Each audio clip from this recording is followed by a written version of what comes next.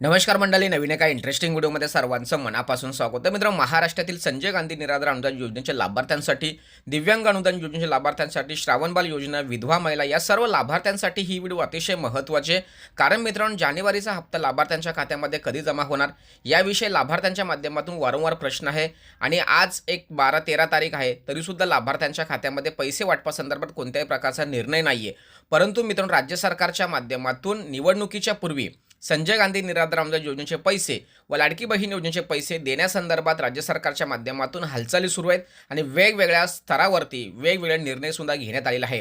परंतु या संदर्भात निवडणुकीमध्ये जर लाडकी बहीण योजना आणि संजय गांधी निराधार अनुदान योजना हे जे दोन्ही योजना आहेत, या दोन्ही योजनेचे पैसे लाभार्थ्यांच्या खात्यामध्ये वाटप केल्यास निवडणूक आयोगाच्या माध्यमातून किंवा मतदानाच्या संदर्भात या ठिकाणी लोकांना आमिष दाखवल्याचा या ठिकाणी प्रकार घडू शकतो किंवा होत आहे. अशा पद्धतीचं इतर पक्षांनी म्हणजे काँग्रेस पक्षांनी या ठिकाणी ऑब्जेक्शन घेतलं आहे.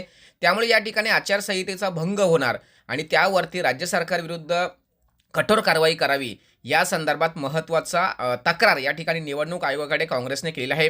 त्यामुळे आज 11 वाजेपर्यंत राज्यातील मुख्य सचिवांना निवडणूक आयोगाच्या माध्यमातून एक महत्त्वाचा सूचना किंवा महत्त्वाचा अहवाल मागण्यात आलेला आहे की हे जे दोन योजना आहेत, या दोन्ही योजनांचे पैसे तुम्ही का देत आहेत, याचा नेमका कारण काय आहे, ही योजना लोकांसाठी किती महत्त्वाची आहे, किंवा पैसे दिले नाही तर काही अडचण येणार आहे काय, किंवा निवडणुकीच्या नंतर पैसे दिले तर काही प्रॉब्लेम होणार आहे का, याविषयी सविस्तर अहवाल या ठिकाणी मुख्य सचिवांच्या माध्यमातून निवडणूक आयोगाकडे मागवण्यात आलेला आहे.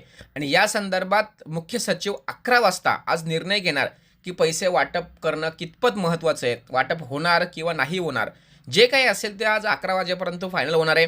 त्यामुळे मित्रांनो, आज जर लाडकी बहीण योजनेच्या संदर्भात राज्याचे मुख्य सचिव यांनी जर होकार जर दिला का बाबा हे पैसे वाटप होतील किंवा होणं गरजेचं आहे, तर त्याच धर्तीवरती संजय गांधी निराधार अनुदान योजनेचे पैसे सुद्धा वाटप होणं अपेक्षित आहे किंवा होणार आहे.